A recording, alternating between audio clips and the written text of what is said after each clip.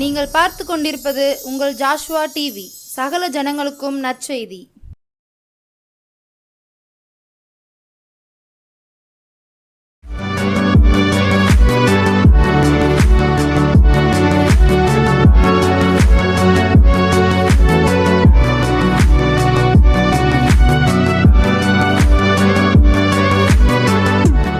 ஆண்டவராகிய இயேசு கிறிஸ்துவின் நாமத்தினாலே உங்கள் யாவருக்கும் என் அன்பின் வாழ்த்துக்களையும் நன்றிகளையும் தெரிவிக்கிறேன்.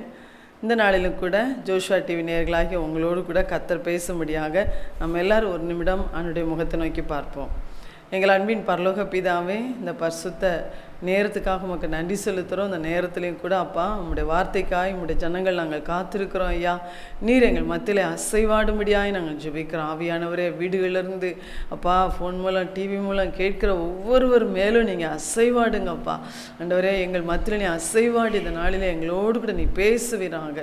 பேசி எங்களை ஆசீர்வதிக்கும்படியாக நாங்கள் ஜெபிக்கிறோம். ஐயா, அடியாளை மறைத்துக்கொள்ளும், நீர் மாத்திரம் வெளிப்படும். இயேசுவின் நாமத்தில் பிதாவே, ஆமென். இந்த நாளிலும் கர்த்தர் நம்மோடு பேசும்படியாக கொடுத்தவருடைய வார்த்தை மத்தேயு எழுதின சுவிசேஷம் 16வது அதிகாரம் 18வது வசனம். மேலும் நான் உனக்கு சொல்லுகிறேன், நீ பேதுருவாய் இருக்கிறாய், இந்த கல்லின் மேல் என் சபையை கட்டுவேன், பாதாளத்தின் வாசல்கள் அதை மேற்கொள்வதில்லை. பரலோக ராஜ்யத்தின் திறவுகோல்களை நான் உனக்கு தருவேன். பூலோகத்திலே நீ கட்டுகிறது எதுவோ அது பரலோகத்திலே கட்டப்பட்டிருக்கும், பூலோகத்திலே நீ கட்டவிழ்ப்பது எதுவோ அது பரலோகத்திலும் கட்டவிழ்க்கப்பட்டிருக்கும் என்றார். அன்று அந்த நாளிலே கர்த்தர் ஒரு வார்த்தையை நம்மோடு சொல்கிறார், இந்த கல்லின் மேல் என் சபையை கட்டுவேன், பாதாளத்தின் வாசல்கள் அதை மேற்கொள்வதில்லை. என் சபையை கட்டுவேன் என்று கர்த்தர் வாக்கு கொடுத்திருக்கிறார். அந்த வார்த்தையை இந்த புதிய வருடத்திலே நமக்கு மீண்டுமாய் தேவன் நினைவூட்டி இதன்படியே நம்மை ஆசீர்வதிப்பதாக அவர் நமக்கு வாக்கு கொடுக்கிறார். ஹல்லேலூயா. என் சபையை கட்டுவேன். அவருடைய சபை என்று சொல்லும் போது அவருடைய இரத்தத்தால் சம்பாதிக்கப்பட்ட ஜனங்கள் நிறைந்த அவருடைய சபை தான், அவருடைய மந்தை தான், அவருடைய ஆடுகள், அவருடைய ஜனங்கள், அவருடைய நாமத்தை ஏற்றுக்கொண்டு விசுவாசித்து அவரை ஏற்றுக்கொண்ட ஜனங்கள், அவர்கள் தான் அவருடைய சபை. அன்று சொல்றார், என் சபையை கட்டுவேன். எதின் மேல்? இந்த கல்லின் மேல் என் சபையை கட்டுவேன் சொல்லி இந்த வார்த்தையை பேதுருவை பார்த்து ஆண்டு சொன்னார். பேதுருவிட்ட சொல்லும் போது தான் இந்த வாக்குத்தத்தத்தை தேவன் சொல்லுகிறார். அப்போ இந்த கல் என்று சொல்லும் போது பேதுரு அப்போஸ்தலன் 1 பேதுரு 2ஆம் அதிகாரம் 4ஆம் வசனத்தில் சொல்கிறார், அந்த கல் ஜீவனுள்ள கல். அந்த ஜீவனுள்ள கல் யார்? ஆண்டவராகிய இயேசு கிறிஸ்து. அப்போ ஜீவனுள்ள கல்லாகிய அந்த இயேசு கிறிஸ்துவின் மேல் என் சபையை கட்டுவேன் என்று கர்த்தர் வாக்கு கொடுத்தார். பேதுரு அப்போஸ்தலனை போன்ற பேதுரு மற்ற அப்போஸ்தலர்கள் எல்லாரையும் கர்த்தர் எடுத்து பயன்படுத்தினார் அவருடைய சபையை கட்டுவதற்கு. ஆனால் எதின் மேல் சபை கட்டப்படும் என்று வாக்கு கொடுத்தார்? ஜீவனுள்ள கல்லாகிய இயேசுவின் மேல். ஹல்லேலூயா. அப்போ ஜீவனுள்ள கல் தான் இயேசு, விலையேற பெற்ற கல் இயேசு, திட அஸ்திபாரம் உள்ள கல் இயேசு, அவர் பரீட்சிக்கப்பட்ட கல் இயேசு. இயேசுவை குறித்து வேதம் அப்படிதான் சொல்லுகிறது. அப்போ அப்படிப்பட்ட கல்லாகிய இயேசுவின் மேல் நீங்களும் நானும் கட்டப்படுவோம் என்றால் பாதாளத்தின் வாசல்கள் மேற்கொள்வதே இல்லை. ஹல்லேலூயா. இதுக்காக இந்த வார்த்தைகளை வைத்து இனிமேல் நம்ம அதிகமாக ஜெபிக்கணும். நம்ம ஜெபிக்கும் போது இந்த வருடத்தில் அவருடைய சபையாகி நம்முடைய வாழ்க்கை கட்டப்படுவதை, நம்முடைய திருச்சபை கட்டப்படுவதை, நம்முடைய குடும்பம் கட்டப்படுவதை நம்ம கண்களால் நம்ம பார்த்து நம்ம ஆண்டவரை மகிமைப்படுத்துவோம். அப்போ ஆண்டவர் சொல்ற, என் சபையை கட்டுவேன்னு சொல்லும் போது 3 விதத்தில் தேவன் நம்ம இடத்துல சொல்லுகிறார். ஏன்னா சபைக்குள்ளே இருக்கிற அவருடைய ஜனங்கள் எல்லாரும் அவருடைய ஜனங்கள். ஒவ்வொருத்தருக்கும் ஒரு தனிப்பட்ட வாழ்க்கை என்று ஒன்று இருக்கிறது, ஒவ்வொருத்தருக்கும் ஒரு குடும்பம்னு ஒன்று இருக்குது. இதெல்லாம் சேர்ந்தது தான் திருச்சபை. அப்போ ஆண்டவர் சொல்லுகிறார், முதலாவது என் சபையை கட்டுவேன் என்று சொல்லும்போது தனிப்பட்ட வாழ்க்கையை நான் கட்டுவேன், அடுத்து உங்கள் குடும்பங்களை நான் கட்டுவேன். தேவன் அடுத்து சொல்லுகிறார், இதெல்லாம் இணைந்த என் சபையை நான் கட்டுவேன். அப்போ அவர் கட்டும்போது பாதாளத்தின் வாசல்கள் நம்மை மேற்கொள்வதே இல்லை. பாதாளத்தின் வாசல்கள் என்று சொல்லும் போது சாத்தானுடைய சகல வல்லமைகளும் அவனுடைய சகல ஆவிகள் எதுவுமே நம்மை சேதப்படுத்த முடிவதில்லை. ஹல்லேலூயா. ஒருவேளை இந்த கடைசி கால திருச்சபையாகிய நமக்கு விரோதமாய் அந்தி கிறிஸ்துவின் ஆவிகள் இல்லையா, பொல்லாத வலுசற்பத்தின் ஆவி, கள்ளதீகேசின் ஆவி, இப்படி சாத்தானுடைய கூட்டமே நமக்கு எதிராக போராடி கொண்டிருக்கிறது. ஆனால் நம்மை எப்படியாகிலும் விழுங்கி விட வேண்டும். சபையாகிய நம்மை, அவருடைய ஜனங்களாகிய நம்மை, நம்முடைய வாழ்க்கையை, நம்முடைய குடும்பத்தை எப்படியாகிலும் அழித்து விட வேண்டும். நம்முடைய சபைகளை சின்னாபின்னமாக்கி விட வேண்டும் என்று அவன் கங்கணம் கட்டி கொண்டு நிற்கிறான். ஆனால் கர்த்தர் சொல்லுகிறார், நீங்கள் என்மேல் கட்டப்படுவீர்கள் என்றால் பாதாளத்தின் வாசல்கள் ஒருபோதும் உங்களை மேற்கொள்வதில்லை. அப்போ 1 பேதுரு 2ஆம் அதிகாரம் 4ஆம் வசனத்தில் பேதுரு அப்போஸ்தலன் சொல்லுகிறார். 1 பேதுரு 4ஆம் அதிகாரம் 2ஆம் வசனத்தில், ஜீவனுள்ள கல்லாகிய அவரிடத்தில் சேர்ந்தவர்களாகிய நீங்கள் ஜீவனுள்ள கற்களைப் போல ஆவிக்கேற்ற மாளிகையாக இயேசு கிறிஸ்து மூலமாய் தேவனுக்கு பிரியமான ஆவிக்கேற்ற பலிகளை செலுத்தும்படிக்கு பரிசுத்த ஆசாரிய கூட்டமாய் கட்டப்பட்டு வருகிறீர்கள். ஜீவனுள்ள கல்லாகிய இயேசுவிடத்தில் வந்த ஒவ்வொருத்தர் வாழ்க்கையும் அவருக்கு தேவனுக்கு பிரியமான ஒரு ஆவிக்குரிய பலிகளை செலுத்துகிற ஆசாரிய கூட்டமாகவும் ஒரு ஆவிக்கேற்ற மாளிகையாகவும் கட்டப்படும் என்று கர்த்தர் சொல்லியிருக்கிறார். அப்போ நாம் ஜீவனுள்ள கல்லாகிய ஆண்டவரிடத்தில் நீங்கள் வந்தது உண்மை என்றால், அவரை நீங்கள் விசுவாசிப்பது உண்மை என்றால் உங்கள் வாழ்க்கை கட்டப்படும். அடுத்து உள்ள வசனங்களை நீங்கள் வாசித்து பார்த்தீங்கன்னா, அதன் மேல் விசுவாசமாக இருக்கிறவன் வெட்கப்படுவதே இல்லை. அந்த ஜீவனுள்ள கல்லாகிய இயேசுவின் மேல் யாரெல்லாம் விசுவாசமாக இருக்கிறாங்களோ அவங்க வாழ்க்கையில் ஒரு நாளும் அவங்க வெட்கப்படுவதே இல்லை. ஆனால் அடுத்து சொல்கிறாரு, அதே கல், இந்த ஜீவனுள்ள கல் யாருக்கு இடறுதலாக இருக்கும் என்றால், யாருடைய வாழ்க்கையிலே அவங்க தவறி போவதற்கும் அவங்க ஆசீர்வாதங்களை இழப்பதற்கும் சேதப்படுவதற்கும் காரணமாக இருக்கும் என்றால், யாரெல்லாம் திருவசனத்துக்கு கீழ்ப்படியாதவர்களாக இருக்கிறாங்களோ அவங்க வாழ்க்கைக்கு இதே கல், இந்த ஜீவனுள்ள கல் இடறுதற்குரிய கல்லாய் இருக்கும் என்று அவர் சொல்லுகிறார். அருமையான கர்த்தருடைய பிள்ளைகளே, அப்போ திருவசனமாகிய கர்த்தருடைய வசனம் மேல் நாம் வாஞ்சியாகவும் அதே நேரத்தில் அந்த வசனத்தின் மேல் அந்த வசனத்துக்கு கீழ்ப்படுகிறவர்களாகவும் நாம் இருப்போம் என்றால் நம்முடைய தனிப்பட்ட வாழ்க்கை கட்டப்படும் என்று கர்த்தர் சொல்லியிருக்கிறார். இதே வார்த்தையை தான் ஆண்டவர் சொல்கிறார். மத்தேயு சுவிசேஷம் 7ஆம் அதிகாரம் 24ஆம் வசனத்தில் சொல்கிறாரு, நான் சொல்லிய இந்த வார்த்தைகளை கேட்டு இவைகளின்படி செய்கிறவன் எவனோ அவனை கன்மலையின் மேல் தன் வீட்டை கட்டின புத்தியுள்ள மனுஷனுக்கு ஒப்பிடுவேன். ஆண்டவர் சொல்கிறாரு, நான் சொல்லியிருக்கிற இந்த வார்த்தைகள், இந்த வேத வார்த்தையில் இயேசு சொல்லியிருக்கிற அவருடைய வார்த்தைகளை கேட்டு அதன்படி யாரெல்லாம் செய்கிறாங்களோ, அந்த வார்த்தைக்கு யாரெல்லாம் கீழ்ப்படுகிறாங்களோ அவங்க வாழ்க்கையை கர்த்தர் சொல்லுகிறார், அவனை கன்மலையின் மேல் கட்டின புத்தியுள்ள மனுஷன். அப்போ வசனத்துக்கு, திருவசனத்து மேல் வாஞ்சியாக இருந்து அந்த வார்த்தைகளை கேட்டு கீழ்ப்படுகிற ஒவ்வொருத்தர் வாழ்க்கையும் கர்த்தர் சொல்கிறார். அவங்க ஒவ்வொரு மனிதனையும் பார்த்து, மனுஷையும் பார்த்து ஆண்டவர் சொல்கிறார், நீ புத்தியுள்ள ஒரு கன்மலையின் மேல் கட்டப்பட்ட புத்தியுள்ள மனுஷன் அப்படின்னு சொல்கிறார். அப்போ கன்மலையின் மேல், கன்மலையாகிய அதாவது கற்களை அஸ்திபாரமாய் கொண்ட ஒரு வீடு எப்படி நிலைத்து நிற்குமோ, எவ்வளோ வெள்ளம் வந்தாலும் மழை வந்தாலும் எப்பேற்பட்ட காரியங்கள் வந்தாலும் அதை அழிக்க யாராலும் முடியாது. அதே மாதிரி தான் ஆண்டவர் சொல்கிறார், உங்கள் தனிப்பட்ட வாழ்க்கை கிறிஸ்து இயேசுவின் மேல் கட்டப்படும் என்றால், அவருடைய ஜீவனுள்ள வார்த்தைகள் மேல் கட்டப்படும் என்றால் நீங்கள் ஒரு காலும் சேதப்படுவதில்லை. ஒருவேளை இந்த வருஷத்தில் நமக்கு பெருமழை வரலாம், பெரு வெள்ளம் வரலாம், காற்று அடிக்கலாம். வசனம் அப்படி தான் சொல்லுது. ஆண்டவர் இயேசு நமக்கு அப்படி தான் சொல்லியிருக்கிறார். உலகத்தில் உங்களுக்கு உபத்திரம் உண்டுன்னு சொல்லியிருக்கிறார்.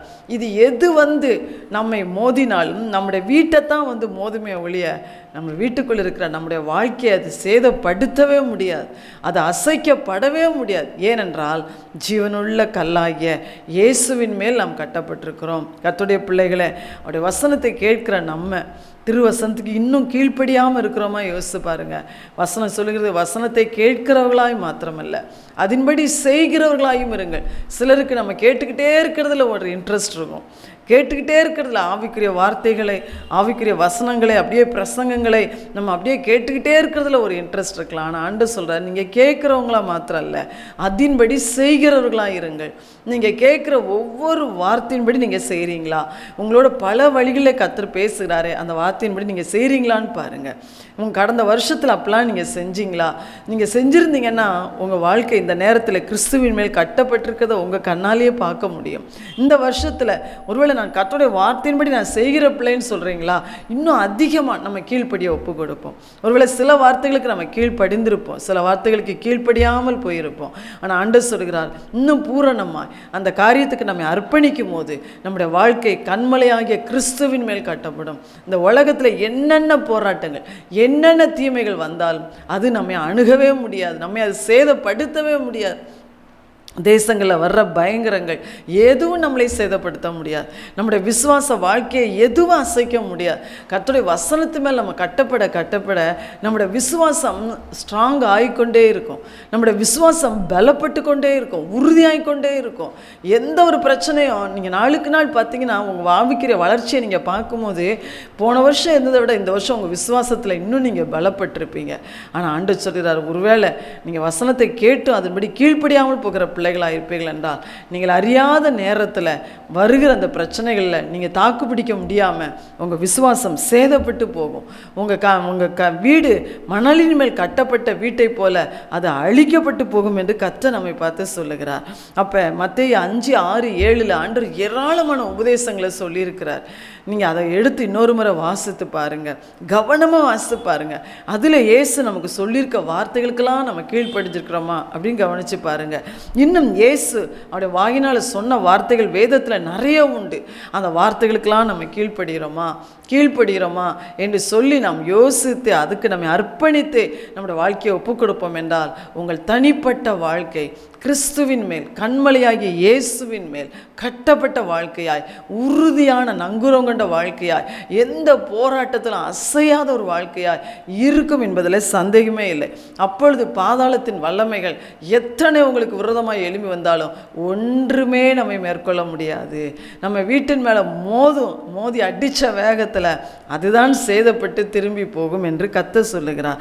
அடுத்த ஆண்டவர் சொல்லுகிறார், தனிப்பட்ட வாழ்க்கை மட்டும் இல்லை, நம்முடைய குடும்பம் கட்டப்படணும். என் சபையை கட்டுவேன்னு சொல்லும்போது குடும்பங்களெல்லாம் சேர்ந்தது தான் சபை. அப்போ குடும்பம் கட்டப்படணும். குடும்பம் கட்டப்படுவதற்கு முதல்ல ஆண்டவர் சொன்ன வார்த்தையை கேட்டு செய்யும்போது புத்தியுள்ள மனுஷனுக்கு ஒப்பாக அதை சொன்னார். அடுத்து குடும்பம் கட்டப்படும் போது ஆண்டவர் பெண்களுக்கு அதில் ஒரு விசேஷ பங்கை அவர் கொடுத்திருக்கிறார். ஒருவேளை கணவனும் மனைவியும் இணைந்தது தான் குடும்பம், 2 பேர் சேர்ந்து தான் ஒரு குடும்பத்தை கட்டணும். ஆனால் அதில் இன்னும் முக்கியத்துவம் பெறுவது பெண்கள் தான். நீதிமொழிகள் 14:1 புத்தியுள்ள ஸ்திரீ தன் வீட்டை கட்டுகிறாள், புத்தி இல்லாத ஸ்திரீயோ தன் கைகளினால் அதை இடித்து போடுகிறாள். ஆண்டவர் சொல்கிறார், பெண்களாகிய நீங்கள் புத்தியுள்ள ஸ்திரீகளாக இருக்கணும், அப்பொழுது உங்கள் குடும்பம் கட்டப்படும். ஹல்லேலூயா. இந்த புத்தி யாரிடத்திலும் தான் வருகிறது? நம்ம ஆண்டவராகிய இயேசுவிடத்தில் தான் வருகிறது. ஆண்டவருக்கு பயப்படுவதே ஞானம், பொல்லாப்பை விட்டு விலகுவதே புத்தி என்று வசனம் சொல்லுகிறது. அப்போ நீங்களும் நானும் ஆண்டவருக்கு பயப்படுகிற பிள்ளைகளாகவும் பொல்லாப்பை விட்டு விலகுகிற பிள்ளைகளாகவும் இருப்போம் என்றால் நம்ம வீட்டை கட்டுகிற ஒரு புத்தியை கட்டாயம் தேவன் நமக்கு கொடுப்பார். இதில் பார்த்தீங்கன்னா இதில் 2 பெண்களை குறித்து ஆண்டவர் சொல்லுகிறார். இந்த பெண்களை போல நம்மளும் கூட எழும்பணும். இதில் 1 சாமுவேல் 25 3 அபிகாயில் என்ற ஒரு பெண்ணை குறித்து சொல்லப்பட்டிருக்கிறது. அந்த அபிகாயில் நாபால் என்பவனுக்கு மனைவி. அவள் மகா புத்திசாலி என்று வேதம் சொல்கிறது. ஆனால் அவனுடைய புருஷனோ ஒரு முரடன், அவன் ஒரு துராகிருதன். அவன் பார்த்தீங்கன்னா ஆனால் அவனுக்கு செல்வம், பயங்கரமான செல்வம் மிகுந்தவனாய் இருந்தான். ஏராளமான ஆடுகளை அவன் ஆயிரக்கணக்கான ஆடுகளை அவன் வளர்த்து கொண்டிருந்தான். இவன் தன்னுடைய ஆடுகளை வளர்த்து கொண்டு இருக்கும்போது அந்த சங்கீதக்காரனாகிய தாவீது இன்னும் ராஜாவாக வரல. அவன் வனாந்திரத்தில் ஒளிந்து கொண்டிருக்கிறான். அந்த சூழ்நிலையில் அவனுடைய நாபாலுடைய ஆடுகளை மேய்க்கிற அந்த மேய்ப்பர்களுக்கு இந்த தாவீதும் அவனுடைய ஆட்களும் எல்லா விதத்திலும் உதவியாக இருந்தாங்க, அவங்கள பாதுகாத்தாங்க. இப்படி நிறைய உதவியை நாபாலின் வேலைக்காரர்களுக்கு, ஆடுகளுக்கு தாவீதும் அவனுடைய ஆட்களும் செய்திருந்தாங்க. அப்போ ஒரு நாள் இந்த நாபாலிடத்தில் உதவி கேட்டு இவர் தாவீது என்ன செய்கிறார்னா தன்னுடைய வேலையாட்களை அனுப்புகிறார். நான் என்னுடைய வேலையாட்கள் உமக்கு உம்முடைய ஆடுகளுக்கும் உம்முடைய வேலையாட்களுக்கும் எவ்வளவோ உதவியாக இருந்தாங்க. இன்னைக்கு எங்களுக்கு ஏதாவது ஒரு பொருள் உதவி செய்யணும்னு கேட்கும்போது அந்த நாபால் நன்றியை மறந்தவனாக என்ன செய்கிறான்? தாவீதை நிந்தித்து தூஷித்து பேசுகிறான். இதனை கேள்விப்பட்ட தாவீது கோபம் கொண்டு நாபாலுடைய குடும்பம் முழுவதையும் நாளை இந்நேரம் நான் அழித்து தீர்வேன் என்று சொல்லி அவன் கங்கணம் கொட்டி கொண்டு பெறப்படுகிறான். எழும்பி தன்னுடைய ஆட்களோடு எழும்பி பெறப்படுகிறான். இதை கேள்விப்பட்ட அபிகாயில் தன்னுடைய குடும்பத்துக்கு ஒரு பெரிய அழிவு வரப்போகுது, தான் குடும்பம் முழுவதும் தாவீது என்ற யுத்த வீரன், எதிர்காலத்தில் ராஜாவாய் வரப்போகிற யுத்த வீரன், அவனை குறித்து எல்லாருக்கும் நல்லா தெரியும். தாவீதை குறித்து அவன் கையில் எல்லாரும் நம்ம அழிஞ்சு போகிறோன்றதை கேள்விப்பட்ட அருமையான சகோதரி வேகமாக என்ன செய்கிறா? எழும்பி தீவிரமாக எழும்பி புறப்பட்டு தாவீதுக்கு வேண்டிய சகல உணவு பதார்த்தங்களை எடுத்துக்கொண்டு தாவீது பாதத்தில் போய் விழுந்து தீவிரமாய் எழுந்து மன்னிப்பு கேட்டு ஞானமாய் பேசி அந்த அழிவை அவள் தடுக்கிறாள். நீங்கள் அந்த 1 சாமுவேல் 25 அதிகாரத்தை இதை கேட்கிற பெண்கள் நீங்கள் வாசித்து பாருங்கள். நிறைய இடத்துல தீவிரமாய் அபிகாயில் தீவிரமாய் ஞானமாய் போய் தாவீதிடத்துல பேசி தாவீதுடைய கோபத்தை தனிய பண்ணி தாவீது தன் குடும்பத்தை அழிக்க வருவதை அவள் தடுக்கிறாள். அப்போ ஆண்டவர் இன்னைக்கு நம்மளை பார்த்து என்ன சொல்கிறாரு? உங்களுக்கும் எனக்கு நம்ம குடும்பங்களுக்கு விரோதமாய் நிறைய ஆபத்து இருக்குது. நம்முடைய பிள்ளைகள் வாழ்க்கையை அழிக்க, நம்முடைய சிறு பிள்ளைகளுக்கு விரோதமாய், நம்முடைய வாலிபர்களுக்கு விரோதமாய், நம்முடைய கணவருக்கு விரோதமாய், நம்முடைய அன்புக்கு விரோதமாய், ஒரு மனதுக்கு விரோதமாய், நம்முடைய சமாதானத்துக்கு விரோதமாய், பாதுகாப்பு ஆசீர்வாதம் எல்லாவற்றுக்கும் விரோதமாய் சத்துரு கோபம் கொண்டு எழும்பி போராடுகிறான். மனுஷர் மூலமாய் அவனே நேரடியாய் போராடுகிறான். பலவிதமான துன்பங்களையும் பிரச்சனைகளையும் கொண்டு வந்து போராடுகிறான். உலகத்தில் நிறைய போராட்டங்கள். ஆனால் ஆண்டவர் சொல்கிறார், இது ஒன்றும் உன் குடும்பத்தை அழிக்காமல் இருக்கணும்னா, உன் குடும்பத்தை சேதப்படுத்தாமல் இருக்கணும்னா, பெண்களாகிய நீங்கள் மகா புத்திசாலியான அந்த அபிகாயிலை போல தீவிரமாய் எழும்பி ஜெபம் பண்ணுங்க. ஜெபம் பெரிய ஒரு ஆயுதமாய் கர்த்தர் நமக்கு தந்திருக்கிறார். எல்லா காரியத்தையும் ஆண்டவர் சமூகத்தில் வைத்து நாம் கருத்தோடு பாரத்தோடு நம்முடைய குடும்பத்தின் சகல காரியங்களுக்காகவும் நம்ம ஜெபிப்போம் என்றால் நம்முடைய பிள்ளைகள் பாதுகாக்கப்படுவாங்க. வாலிபர்கள் எல்லா பாவத்துக்கும் விலைக்கு பாதுகாக்கப்படுவாங்க. சிறு பிள்ளைகள் பாதுகாக்கப்படுவாங்க. நம்ம குடும்பம் சத்ருவால் சிதறடிக்கப்படாதபடி, உடைக்கப்படாதபடி, சேதப்படாதபடி கர்த்தர் பாதுகாப்பா. நாம் ஜெபிக்க தவறுவோம் என்றால் நம்முடைய குடும்பத்தை நம்மால் கட்டவே முடியாது. நம்ம உபவாசத்தோடு நம்ம ஜெபிக்கணும். தனித்து ஆண்டு சமூகத்தில் அதிகமாக ஜெபிக்கணும். குடும்பமாக சேர்ந்து ஜெபிக்க நம்ம அதிகமாக பிரயாசப்படணும். நம்ம ஜெபிக்கிறது மாத்திரமல்ல, நம்ம பிள்ளைகளுக்கு முன்பாய், புருஷனுக்கு முன்பாய் மாதிரிகளாக நம்ம நடக்கணும். நம்ம வாயிலிருந்து வர்ற வார்த்தைகள் அவர்களை கிறிஸ்துவண்டை நடத்தணும். ஹல்லேலூயா. இப்படி நீங்கள் எழும்பி செயல்படுங்கன்னு சொல்கிறார். அடுத்து ரூத்தின் புஸ்தகம் 3ஆம் அதிகாரம் 10ஆம் வசனத்தில் ரூத்தை குறித்து ஆண்டவர் சொல்லும் போது அந்த இடத்துல போவாஸ் என்ற மனிதன் ரூத்தை பார்த்து சொல்லுகிறார், நீ ஒரு குணசாலி மகளே, நீ கர்த்தரால் ஆசீர்வதிக்கப்படுவாயாக. நீ தரித்திரரும் ஐஸ்வர்யவான்களுமான வாலிபர்களின் பிறகே போகாமல் உன் முந்தின பிறகே போகாததினால் முந்தின நற்குணத்தை பார்க்கிலும் உன் பிந்தின நற்குணம் உத்தமமாக இருக்கிறதுன்னு சொல்கிறார். அப்போ ரூத் ஒரு குணசாலியாக இருந்தாள். ரூத்தின் புஸ்தகத்தை எடுத்து வாசித்து பாருங்க. அவள் எப்படி குணசாலியாக இருந்தா? கர்த்தரை உறுதியாய் அவள் பற்றி கொண்டாள். அது மாத்திரம் அல்ல, கர்த்தரை உறுதியாய் பற்றி கொண்டாள். அவள் உலக பிரகாரமான வாலிபர்கள் பின்னால் போகலை. அவள் ஏற்கனவே தன் கணவனை இழந்திருந்தா. ஆனால் தன் கணவன் குடும்பத்தினரை நேசித்து, தன் மாமியை அதிகமாய் நேசித்து, தன் மாமியார் வணங்கின தேவனையும் நேசித்து அவள் உறுதியாய் கர்த்தரண்டை வந்து நின்றாள்.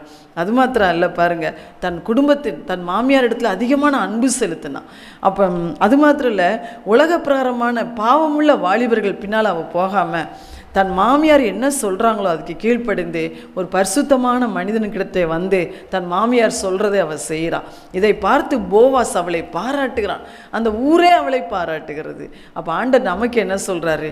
நாம் கர்த்தரை உறுதியாக எல்லா சூழ்நிலையும் பெண்கள் நாம் பற்றி கொண்டிருப்போம் என்றால் நம்ம குடும்பம் கட்டாயம் கட்டப்படும். நம்முடைய கணவன்மாரும் அந்த அன்புக்குள்ளே வருவாங்க.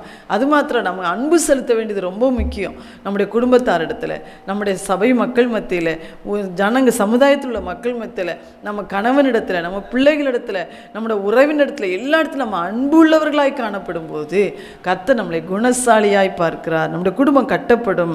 அது மாத்திரம் இல்லை, பாருங்க, அவள் எல்லா விதத்திலும் சாட்சியாக நின்று ஆண்டவர் சொல்கிறார், ரூத்தை போல நாம் குணசாலிகளாய் நிற்போம் என்றால் குடும்பம் கட்டப்படும். நேரம் நமக்கு ரொம்ப சுருக்கமாக இருக்குனால நான் சுருக்கமாக சொல்லியிருக்கிறேன்.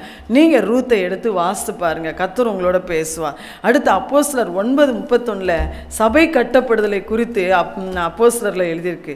அப்பொழுது யூதேயா, கலிலேயா, சமாரியா நாடுகளில் எங்கும் சபைகள் சமாதானம் பெற்று பக்தி விருத்தி அடைந்து கர்த்தருக்கு பயப்படுற பயத்தோடும் பரிசுத்தாவின் ஆறுதலோடும் நடந்து பெருகின. சபை, ஆதி திருச்சபை இப்படித்தான் கட்டப்பட்டு இருந்தது. ஆதி திருச்சபை ஆவியானவரால் ஆரம்பிக்கப்பட்டது. இயேசுவின் இரத்தத்தின் மேல் அஸ்திபாரமாக்கப்பட்டு பரிசுத்தாவினால் ஆரம்பிக்கப்பட்ட திருச்சபை இப்படித்தான் சமாதானம் பெற்று பக்தி விருத்தி அடைந்து கர்த்தருக்கு பயப்படுற பயத்தோடும் பரிசுத்தாவின் ஆறுதலோடும் அது நாளுக்கு நாள் பெருகிற்று, எண்ணிக்கையிலையும் பெருகிச்சு. அதே நேரம் ஜனங்களுடைய வாழ்க்கை சபைக்குள்ளே, மொத்த சபைக்குள்ளேயும் சமாதானம் இருந்துச்சான், பக்தி விருத்தி இருந்துச்சான். இன்றைக்கி நம்முடைய சபைகளை, நாம் போகிற கர்த்தருடைய சபைகளை நம்ம இன்றைக்கி பார்க்கணும்னா இந்த காரியங்கள்லாம் இன்றைக்கி இல்லாத மாதிரி தான் நிறைய சபைகள் இருக்கிறது. ஆனால் ஆண்டவர் சொல்கிறார், அதை பார்த்து குறை பேசுகிறவர்களாகவும் குற்றமாக பேசுகிறவங்களாகவுமே நம்ம இருந்துடக்கூடாது. நாம் திருச்சபை கட்டப்பட வேண்டும் என்று நம்ம ஜெபிக்கணும். ஏன்னா ஆதி திருச்சபையின் மக்கள் எந்த ஒரு பிரச்சனை வந்தாலும் ஒருமனப்பட்டு தேவனுடைய சமூகத்தில் ஜெபித்தார்கள். ஒருமனப்பட்டு ஒருத்தர் குறை சொல்லிக்கிட்டு இருக்காமல் எல்லாரும் ஒன்று சேர்ந்து ஒருமனப்பட்டு சத்தமிட்டு அவங்க ஜெபிக்கிறாங்க. பரிசுத்தாவில நிரம்பி ஜெபிக்கிறாங்க. சபையை ஆவியானவர் நடத்தினார், ஆவியானவர் ஜனங்களை ஆளுகை செய்தார். அப்போ ஆண்டவர் சொல்கிறார், இதை கேட்கிற நம்முடைய திருச்சபைகள் கட்டப்படணும், நம்ம ஜெபிக்கணும். அது அந்த உக்ரானத்துவம் நமக்கு கொடுக்கப்பட்டிருக்குது. நாம் மாத்திரம் நல்ல ஆண்டுக்குள்ளே வளர்ந்து நம்ம ஆவிக்குரிய ஆசீர்வாதங்களை அனுபவித்து அப்படி நம்ம சுயநலமாக இருக்கக்கூடாது. நம்முடைய சபையின் குடும்பங்கள் எல்லாரும் ரட்சிக்கப்படணும், எல்லார் வாழ்க்கையில் ஒரு சமாதானம் வரணும், பிரிவினைகள் எல்லாம் மாறணும், பக்தி விருத்தி நாளுக்கு நாள் எல்லாரும் ஜபத்தில், வேத வாசிப்பில் எல்லாத்துலேயும் வளரணும். அதுக்காக நாம் போகிற ஒவ்வொரு திருச்சபைக்காகவும் நம்ம பாரத்தோடு கூட நம்ம ஜெபிக்கணும்னு ஆண்டவர் சொல்கிறார். நம்ம சபைகளில் வாலிபர்கள் பக்தி விருத்தி அடையணும், சிறு பிள்ளைகள் அடையணும், கர்த்தருக்குரிய பயம். இன்னைக்கு ஒரு பாவம் செய்கிறதுக்கு எல்லாருக்குள்ள ஒரு பயம் வரணும். அன்னைக்கு அனனியா சப்பிராளுக்கு மரணம் வந்தப்போ எல்லாரும் பயந்துட்டாங்க. கர்த்தருக்குரிய பயம் ஜனங்களுக்குள் வந்தது. இந்த நாள்லையும் நம்முடைய சபைகளுக்குள்ள கர்த்தருக்குரிய பயம் வரணும். அது மாத்திரம் இல்லை, பரிசுத்த ஆவியானுடைய ஆறுதல். அப்போ சபைக்குள்ள ஆவியானர் பலமாய் ஊற்றப்படணும்னு நம்ம ஜெபிக்கணும். அப்படி ஜெபிக்கும் போது உள்ள என்ன பிரச்சனையோடு நம்ம போனாலும் ஆண்டுடைய ஆறுதலை அனுபவிப்போம், ஆண்டுடைய தேர்தலை அனுபவிப்போம், விடுதலை அனுபவிப்போம். இப்படி நாம் போகிற நம்முடைய சபைகள் கட்டப்படணும்னு ஆண்டவர் எதிர்பார்க்கிறார். கட்டுவேன் என்று வாக்கு கொடுக்கிறார். பாதாளத்தின் வாசல்கள் அதை மேற்கொள்வதே இல்லை. நம்ம சூழ்நிலைகளை பார்க்காமல் வசனத்தை கேட்கிற அவருடைய திருச்சபை கட்டப்படணும் நம்ம ஜெபிப்போம் என்றால் கர்த்தர் கட்டாயம் அதை செய்வார். அந்த கல்லின் மேல் என் சபையை கட்டுவேன் என்றவர் உங்கள் தனிப்பட்ட வாழ்க்கையை கட்டுவார், உங்கள் குடும்பத்தை கட்டுவார், நம்முடைய திருச்சபையை கட்டி எல்லாரையும் அவருடைய ராஜ்யத்துக்கு தகுதிப்படுத்துவார். அந்த கிருபையை தரும்படியாய் நம் கண்களை மூடி ஆண்டுடைய முகத்தை நோக்கி பார்ப்போம். எங்கள் அன்பின் பரலோக பிதாவே, உடைய வார்த்தைக்காக ஸ்தோத்திரம் ஐயா. இந்த கல்லின் மேல் என் சபையை கட்டுவேன், பாதாளத்தின் வாசல்களை மேற்கொள்வதில்லைன்னு சொன்னீரப்பா. வசனத்தை கேட்கிற ஒவ்வொருவரும் உடைய வார்த்தையின்படியை செய்கிறவர்களாய் அவங்க வாழ்க்கை இன்னும் அதிகமாய் கட்டப்படுவதாக சுவாமி. வசனத்துக்கு செவி கொடுக்க முடியாத கிரியைகள் இயேசுவின் நாமத்தினால் எங்களை விட்டு அகன்று போகட்டும் ஏசப்பா.